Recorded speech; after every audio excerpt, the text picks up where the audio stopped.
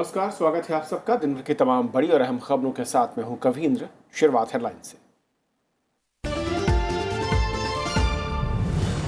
CBI के सामने पेश हो Kolkata police commissioner Rajeev Kumar. Saradha chit fund घोटाला मामले में सुप्रीम कोर्ट का निर्देश। सीबीआई की याचिका पर पश्चिम बंगाल के मुख्य सचिव और डीजीपी से भी 18 फरवरी तक मांगा जवाब। केंद्रीय गृह मंत्रालय ने सेवा शर्तों के उल्लंघन के लिए पुलिस आयुक्त राजीव कुमार पर अनुशासनात्मक कार्रवाई का दिया निर्देश।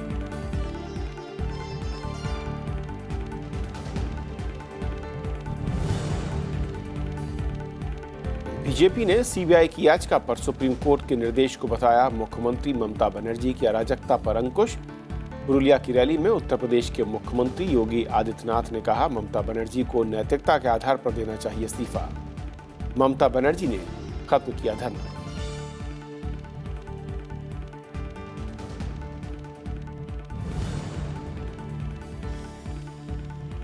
पश्चिम बंगाल में सीबीआई की कार्रवाई रोकने को लेकर हुए विवाद के मुद्दे पर संसद में गतिरोध। राज्यसभा में सभापति एम वेंकैया नायडू की ओर से शून्यकाल में मामला उठाए जाने की अनुमति दिए जाने के बाद भी टीएमसी सांसदों ने पैदा किया अवरोध। दोनों सदनों में प्रश्नकाल और शून्यकाल की कार्रवाई हुई बाधित।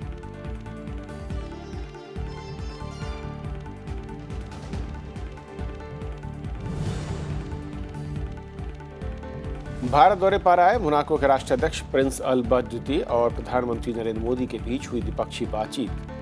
पर्यावरण, जलवायु परिवर्तन और नवीकरणीय ऊर्जा समेत विभिन्न मुद्दों पर सहयोग बढ़ाने को लेकर हुई वार्ता। राष्ट्रपति रामनाथ कोविंद से मुलाकात के अलावा विदेश मंत्री सुषमा स्वराज के साथ आपसी हितों से जुड़े मुद्दों पर की बातचीत।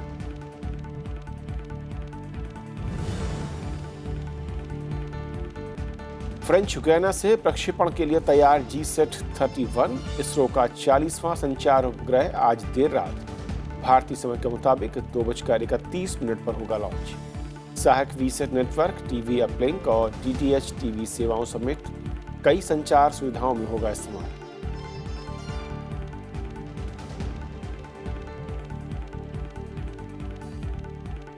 और आइए देखते हैं पहली खबर।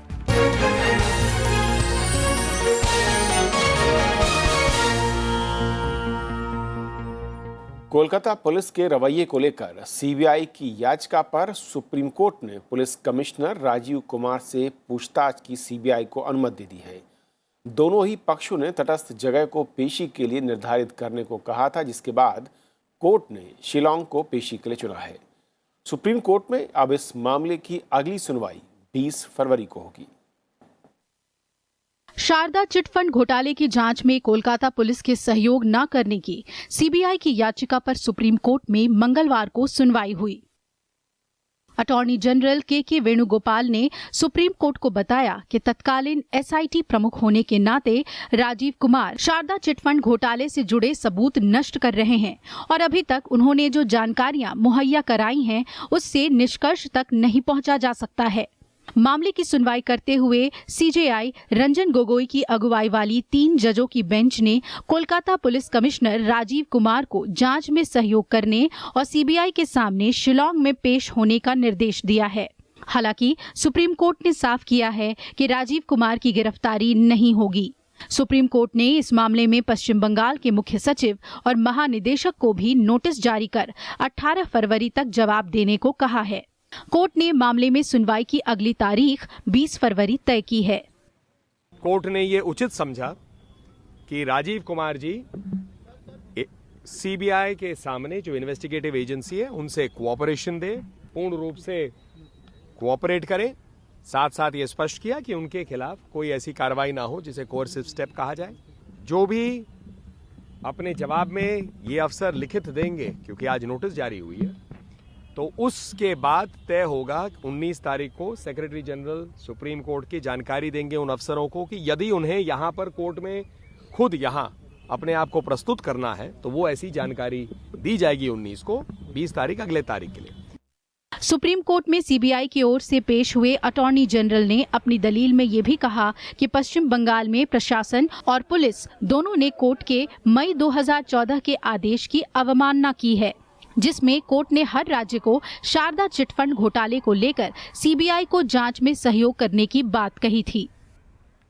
आज सुप्रीम कोर्ट के आदेश में स्पष्ट है कि उनके पुलिस कमिश्नर को अपीयर होना होगा सीबीआई के सामने, और कलकत्ता में नहीं, शिलांग में अपीयर होना होगा। ये बहुत ही ईमानदार जांच के लिए बहुत ही उचित आदेश माननीय उच्चतम न्यायालय ने, ताकि इस पूरे इन्वेस्टिगेशन को राजनीति के दबाव से मुक्त किया जाए। दूसरी बड़ी बात हुई है कि सुप्रीम कोर्ट ने वहां के वरीय पदाधिकारियों के खिलाफ कंटेम्प्ट में भी नोटिस किया है, और उनके जवाब के बाद आगे की कार्रवाई की चिंता की जाएगी। कोलकाता में सीबीआई अधिकारियों के एक दल को रविवार को उस समय हिरासत में ले लिया गया जब वो शारदा चिटफंड मामले की जांच के सिलसिले में कोलकाता पुलिस आयुक्त राजीव कुमार को नोटिस देकर उनके निवास पर पहुंचे थे। इसके बाद मुख्यमंत्री ममता बनर्जी सीबीआई की कार्रवाई को लेकर धरने पर बैठ गईं। गौरतलब है कि शारदा चिटफंड घोटाले में लाखों गरीबों को करोड़ों रुपए का चूना लगाया गया और इस मामले में टीएमसी के कई नेता आरोपी हैं। विपिन चौहान के साथ ब्यूरो रिपोर्ट, राज्यसभा टीवी। गृह मंत्रालय ने कोलकाता पुलिस कमिश्नर राजीव कुमार के खिलाफ जांच के आदेश दिए हैं।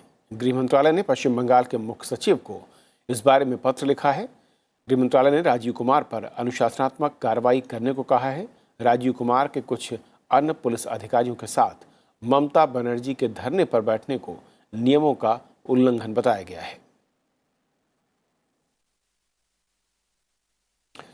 तो जिस तरीके से पश्चिम बंगाल में हो रहा है, सीबीआई और स्थानीय पुलिस आमने सामने है। सुप्रीम कोर्ट ने आज जो आदेश दिया है उस पर और बातचीत करेंगे। प्रफुल्ल केतकर हमारे साथ हैं, एडिटर ऑर्गेनाइजर से। आपका स्वागत है प्रफुल्ल। जिस तरीके से आज सुप्रीम कोर्ट ने साफ किया, और मैं कहूँ कि दोनों ही पक्षों को लेकर, किस तरीके से आज के उस आदेश या निर्देश को आप देखते हैं और उसका इम्पैक्ट कैसे है? देखिए, दुर्भाग्यपूर्ण बात यह है कि ये दो विषयों से प्रमुख जुड़ा हुआ मामला था। एक फाइनेंशियल स्कैम और दूसरा उसके इन्वेस्टिगेशन से जुड़ा हुआ कानूनी पक्ष। दुर्भाग्य से इसलिए मैंने कहा क्योंकि इस पर राजनीतिक चर्चा तो बहुत हो रही है, लेकिन इसके जो सही में मतलब हम क्या इमेजिन कर सकते, केवल बंगाल में 17 लाख छोटे इन्वेस्टर्स और 12,000 करोड़ से ज़्यादा रुपए का स्कैम। 2013 में जिसका इन्वेस्टिगेशन शुरू होता है, बीच में एक एसआईटी बैठती है जिसके राजीव कुमार एक उसका लीड करते हैं। फिर वो बाद में सीबीआई को सौंपी जाती है क्योंकि वो मल्टी स्टेट, आसाम में भी, त्रिपुरा में भी, उसके बाकी स्कैम्स भी उसके साथ जुड़ जाते हैं, नारदा भी, रोज वैली भी, और फिर भी लोगों को अभी तक न्याय नहीं मिलता है।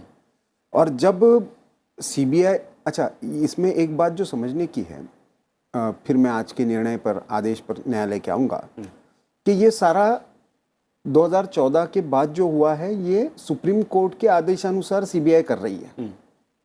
उसी के तहत वो राजीव कुमार जी से पूछताछ करना चाह रही थी, लेकिन उस पर राजनीति हुई, जो हुआ हम सबने देखा, धरना। लेकिन आज जो दो प्रमुख बातें थी, एक, क्या सीबीआई को कोलकाता पुलिस कमिश्नर से पूछताछ करने का अधिकार है? तो सुप्रीम कोर्ट ने कहा है कि बिल्कुल है, और कोलकाता में यदि वो इन्वेस्टिगेशन यदि शांतिपूर्ण तरीके से नहीं हो पा रहा है तो तीसरी जगह पर, इसलिए वो शिलांग में होने वाला। दूसरा इसमें महत्वपूर्ण विषय जो है, क्या इन सारे इन्वेस्टिगेशन की प्रोसेस में अड़ंगा डालना ये कोर्ट का कंटेम्प्ट है, अवमानना है न्यायालय की, क्योंकि ये सर्वोच्च न्यायालय के आदेशानुसार हो रहा है। तो उसमें जो कंटेम्प्ट नोटिस जारी किया है उसमें केवल राजीव कुमार नहीं है, उसमें राज्य के डीजीपी भी है और चीफ सेक्रेटरी भी है। 18 तारीख तक उनको उसका जवाब देना है। वो किस रूप में उसका जवाब देते हैं उस पर बहुत कुछ निर्भर करेगा।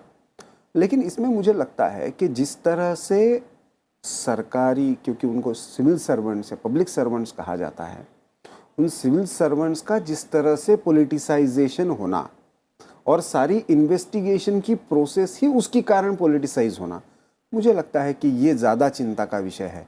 राजनीति अंदरूनी क्या है, महागठबंधन के अंदर की क्या है, और ममता और भाजपा की क्या है, वो तो और एक अलग विषय है।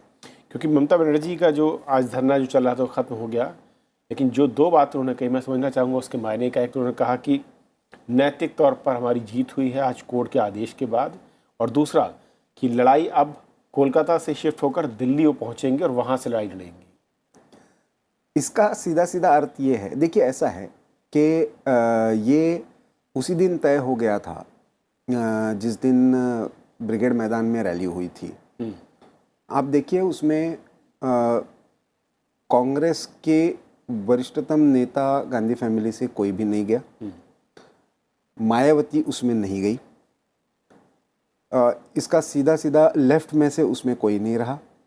इसका सीधा सीधा अर्थ ये है कि महागठबंधन के अंदर, क्योंकि बार बार जो प्रश्न किया जा रहा है कि मोदी वर्सेस कौन, उसका उत्तर तो वो अभी अचानक से दे नहीं सकते, लेकिन अपनी अपनी भूमिका बनाना, अपना अपना स्थान और अपनी स्पेस, इसके लिए जो लड़ाई है उसमें सबसे कद्दावर कौन, उनको रोक पाने वाला कौन, प्रैक्टिकली उसके इम्प्लीकेशंस क्या होते हैं हमने बार बार देखा।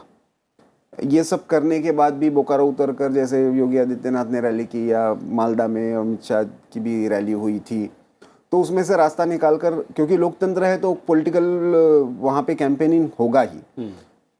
आज शाहनवाज हुसैन की भी रैली पर एक तरह से रिस्ट्रिक्शन लाने के प्रयास हुए, शिवराज सिंह शायद कल रैली करने वाले, उन पर भी कुछ चौपर उतरने से मना करने की बात चल रही है। तो मुझे लगता है कि ये ज़्यादा पॉलिटिकल स्पेस और पोजीशनिंग की बात है कि मैं सबसे कद्दावर हूं जो इनको रोक सकती हूं। बीजेपी के लिए दूसरी ओर से बंगाल एक ऐसी जगह है जहां पे बहुत ज़्यादा पॉलिटिकल स्पेस उनके लिए मौजूद है और जिसको वो काबिज करना चाहेंगे। तो ऐसी स्थिति में मुझे लगता है यही कारण है बंगाल एक फ्रिक्शन का सेंटर बना हुआ है। जब वो ये कहती है कि मॉरल विक्ट्री है, तो उनको ये अपने काडर को कन्वे करना है कि मैंने तो कहा था कि इसको अरेस्ट नहीं करना है। तो वास्तविकता यही है कि सीबीआई उनको अरेस्ट करने नहीं गई थी, पूछताछ करने गई थी, पूछताछ की परमिशन दी है, लेकिन आपको पॉलिटिकल मैसेजिंग क्या करना है, तो ममता बनर्जी प्रभावी ढंग से कर रही है। उन्होंने बंगाल की प्राइड का जो क्षेत्रीय पार्टियां हैं वो उस स्पेस को भरने की कोशिश में है और दौड़ है कि कौन ज्यादा तेजी और तीखेपन के साथ सेंटर के साथ लड़ सकता है, दिखाने की कवायद है। बिल्कुल, और उसमें भी सबसे ज्यादा स्पेस लेकर, सबसे ज्यादा सीटें लेकर, कद्दावर नेता के रूप में, क्रेडिबल नेता के रूप में, anti BJP anti Modi campaign का सबसे बड़ा फेस कौन, इसकी जो अंदर की लड़ाई है उसमें देखिए, उसी दिन ममता बनर्जी ने यह कहा था कि मैं किसी भी हाल में सीबीआई को बंगाल में पैर रखने नहीं दूंगी, कोई सीबीआई ऑफिसर को बंगाल आने नहीं। उससे 3 दिन पहले ठीक चंद्रबाबू नायडू ने यह बात कही थी। तो ये कोई एक्सीडेंटल नहीं है, ये फेडरल स्ट्रक्चर को लेकर एक डिबेट खड़ा करना और सीबीआई का फेडरल स्ट्रक्चर को खत्म करने के लिए, तो मुझे लगता है कि ये चुनाव से पहले का सिस्टमैटिक नैरेटिव सेटिंग है जिसके आधार पर लेकिन इसकी सबसे बड़ी चिंता यदि किसी को करने की जरूरत है तो मुझे लगता है बीजेपी से ज्यादा, मतलब हम न्यूट्रल के रूप में तो हम इसकी चिंता करें कि इंस्टीट्यूशंस पर इसका क्या असर होगा, लेकिन कांग्रेस के कॉन्ट्रडिक्शन जो है कि दिल्ली की कांग्रेस एक बोल रही है और बंगाल की कांग्रेस दूसरा बोल रही है, वो भी ये ज्यादा चिंता का विषय है, क्योंकि ये स्पेस जो जा रही है वो कांग्रेस की स्पेस जा रही है, लेफ्ट की स्पेस जा रही है। तो ऐसे में ये इंटरनल कॉन्ट्रडिक्शंस कैसे मैनेज होंगे जो एंटी बीजेपी स्पेस के है, वो एक बड़ा चैलेंज आने वाले 2019 के चुनाव तक चलेगा। शुक्रिया प्रफुल्ल इस पूरी बातचीत के लिए आपका। और ये थी पहली खबर।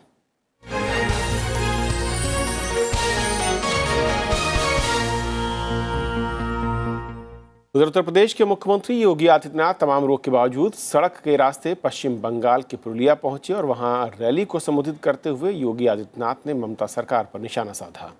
योगी ने कहा कि चिटफंड घोटाले के आरोपियों को ममता बनर्जी बचा रही हैं। उन्होंने सवाल किया कि उस भ्रष्ट अधिकारी के घर ममता बनर्जी क्यों बैठी हुई थी और उन्होंने कहा कि पश्चिम बंगाल की टीएमसी सरकार को लोकतांत्रिक मूल्यों पर भरोसा नहीं है।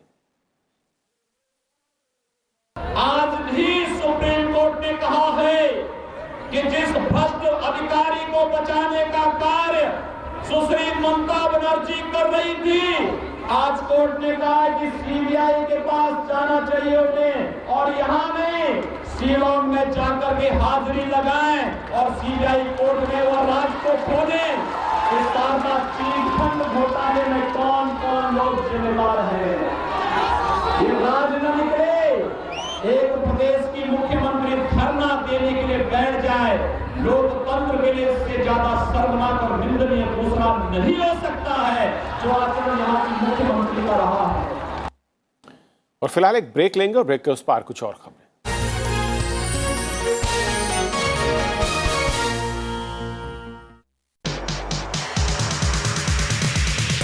नेता बेशक राजनीति करें, लेकिन जनता का तो असली मतलब होता है अर्थनीति से, यानी वो नीतियां जो हमारी जेब पर असर डालें या फिर सुविधाओं में इजाफा करें। कैसा है भारत का आर्थिक वातावरण और क्या है हमारी चुनौतियां? सरल भाषा में आपके ये बुनियादी आर्थिक मुद्दे आप तक पहुंचाने के लिए राज्यसभा टीवी ने शुरू किया है ये खास कार्यक्रम अर्थनीति।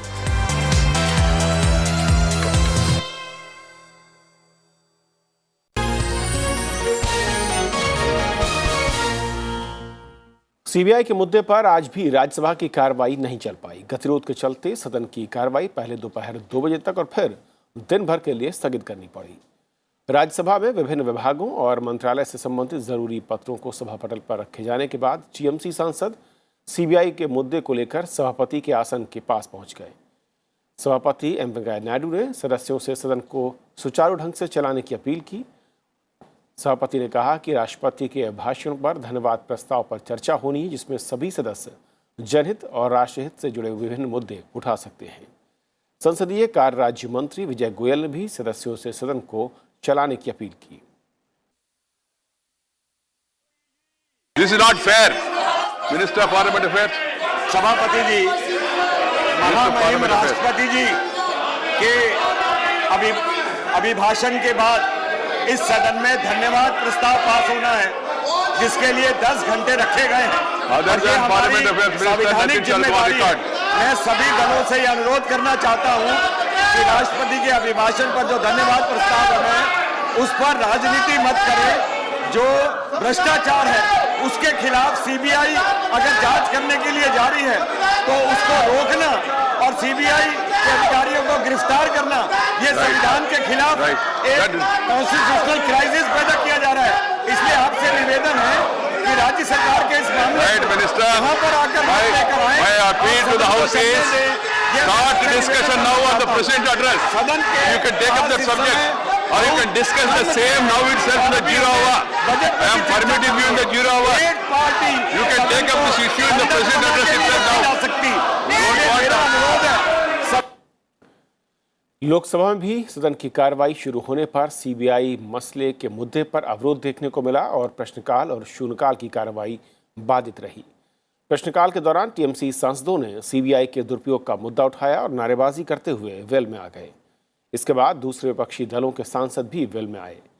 लोकसभा अध्यक्ष सुमित्रा महाजन ने टीएमसी सांसदों से सदन की कार्रवाई चलने देने की अपील की, लेकिन गतिरोध के चलते सदन की कार्रवाई कई बार स्थगित हुई। गतिरोध के बीच दोपहर बाद लोकसभा में राष्ट्रपति के अभिभाषण पर धन्यवाद प्रस्ताव पर चर्चा शुरू हुई। बीजेपी सांसद हुक्मदेव नारायण यादव ने चर्चा का प्रस्ताव रखा, वहीं बीजेपी सांसद जगदम्बिका पाल ने इसका समर्थन किया। हालांकि कांग्रेस और टीएमसी सांसद इस पर कल चर्चा कराने के पक्ष में थे। फिलहाल सदन में धन्यवाद प्रस्ताव पर चर्चा चल रही है।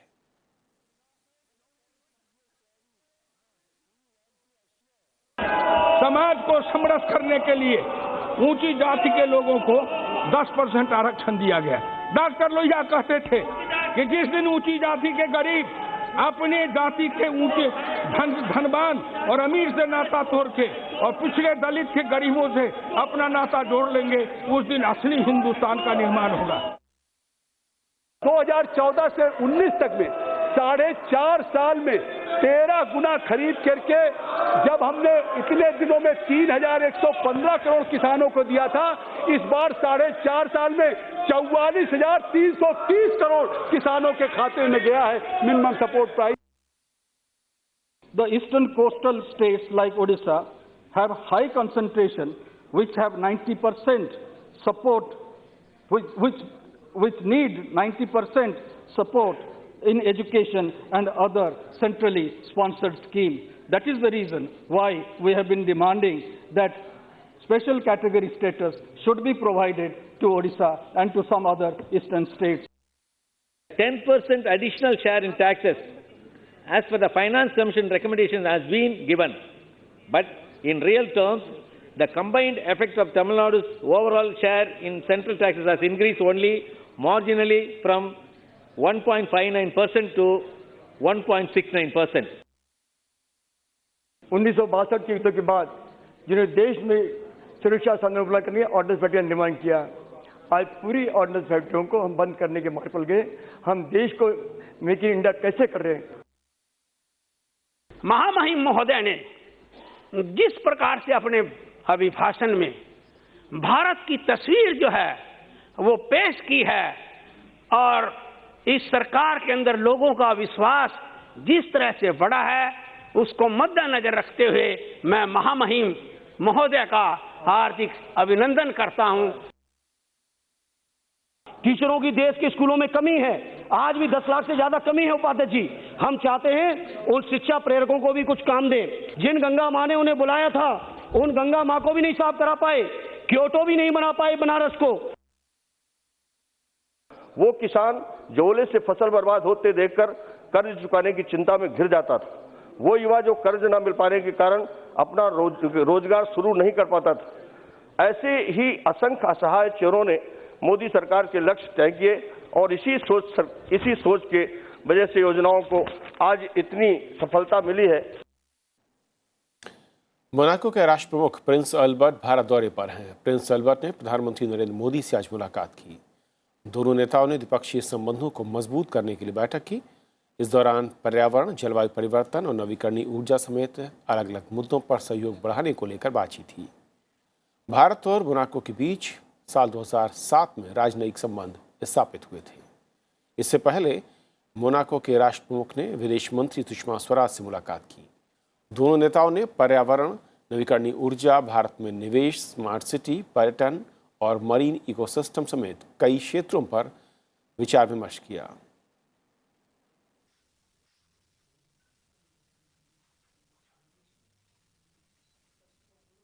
आज सुबह राष्ट्रपति भवन में उनका पारंपरिक ढंग से स्वागत किया गया। राष्ट्रपति रामनाथ कोविंद ने मोनाको के प्रिंस से मुलाकात के दौरान कहा कि भारत और मोनाको के बीच हमेशा विश्वास, दोस्ती और पारस्परिक रूप से आपसी का रिश्ता रहा है।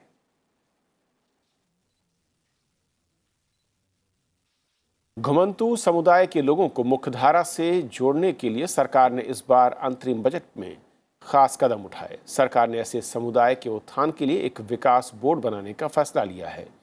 सामाजिक न्याय और अधिकारिता मंत्री थावरचंद गहलोत ने राज्यसभा टीवी से खास बातचीत में बताया कि ये बोर्ड किस तरह से काम करेगा और कैसे इन समुदाय के लोगों को सरकार की ओर से दी जाने वाली योजनाओं का लाभ मिलेगा। आर्थिक आधार पर 10% रिजर्वेशन दिए जाने के मुद्दे पर भी केंद्रीय मंत्री थावरचंद गहलोत ने राज्यसभा टीवी पर अपनी बात रखी। हालांकि अलग अलग राज्यों में और राज्यों में भी अलग अलग जिलों में ये सब कैटेगरी हो सकती है, पर उसमें से एक निष्कर्ष निकालेंगे कि ये घुमंतू जातियां हैं और ये SC है, ये ST है, ये OBC है। उसका निर्धारण करेंगे और फिर उनको लिस्टेड करेंगे। घुमंतू जाति स्थायी रूप से रहना चालू करें और भारत सरकार की योजनाओं का और राज्य सरकार की योजनाओं का लाभ ले लें। और अब ये पूरी खास बातचीत देख सकते हैं बुधवार रात 10 बजे और गुरुवार सुबह 10 बजे। और आखिर में आपको छोड़ जाते हैं खास एक उपलब्धि के साथ। फ्रेंच गुयाना के प्रक्षेपण केंद्र से भारतीय अंतरिक्ष अनुसंधान संगठन अपने 40वें संचार उपग्रह GSAT-31 को प्रक्षेपित करने के लिए तैयार है। इसे आज देर रात 2:31 पर अंतरिक्ष में भेजा जाएगा और ये इसरो के पहले किन्सैट और GSAT श्रेणी के संचार उपग्रहों का उन्नत रूप है।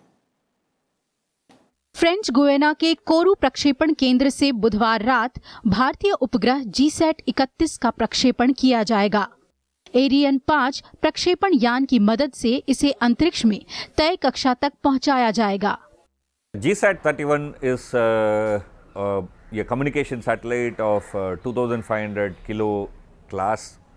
It is be put in geostationary orbit and it will be aiding and supporting the communication network in India, like for example the VSAT communication, television communication, DTH operations, and especially this will have a footprint on the surrounding regions of India, like for example the Bay of Bengal, Indian Ocean and Arabian Sea. So not only the landmass, but the Ku band can reach even the oceanic region around India. ISRO के मुताबिक 2535 kilogram वजनी GSAT 31 उपग्रह E4CR की जगह लेगा और ये 15 साल तक अंतरिक्ष में अपनी सेवाएं देगा। ये अंतरिक्ष में जियो स्टेशनरी कक्षा में Ku बैंड ट्रांसपॉन्डर की क्षमता को बढ़ाएगा। When you place a communication satellite in the space, that has a lifetime. It may be ranging from 10 years to 20 years. That's a kind of range that you have. So which means that you have to constantly replace the satellite that you have put earlier if you have to have continuity in services. Second, with the growing infrastructure and growing economy and India developing further, we also need new satellites so that it can provide the communication infrastructure. So this is to provide the indigenous communication technology. GSAT 31 का इस्तेमाल VSAT network television, uplinks, DTH television सेवाओं, cellular संपर्क समेत कई application में किया जाएगा। ये उपग्रह अपने ब्रॉडबैंड ट्रांसपॉन्डर की मदद से अरब सागर, बंगाल की खाड़ी और हिंद महासागर के विशाल समुद्री क्षेत्र के ऊपर संचार की सुविधा के लिए ब्रॉड बीम कवरेज देगा। अरुणा ठाकुर, राज्यसभा टीवी।